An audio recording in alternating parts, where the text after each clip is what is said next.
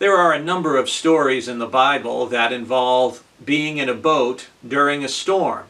We think of Noah and the ark with his family and all the animals during the flood. We remember the story of Jesus with the disciples on the Sea of Galilee when a storm suddenly came up. And in Acts chapter 27, we have another story of a storm at sea. And this time it's the Apostle Paul who's on a boat. It's part of his westward journey. And it's a storm that rages for day after day.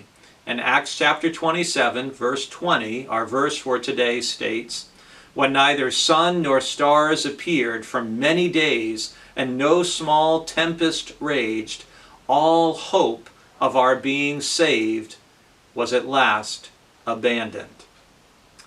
If you read through Acts chapter 27 in your own Bible, I encourage you to underline or take note of every time the word saved or save is mentioned. It's mentioned, I'll just say, at least 5 times in that single chapter. And here Paul is relating that after being in a storm for so long, this is a storm that we know from reading chapter 27, rages for 2 weeks. Can you imagine being stuck in a storm at sea on a wooden boat for 2 weeks? It almost makes sheltering at home look appealing. And Paul notes that all hope of being saved was lost. Well, we know that that's not the end of the story. And throughout Acts chapter 27, we're going to see how God acts again and again to save Paul and everyone who was on that boat. And we live in a time where we've been in a storm that's been raging for a while now.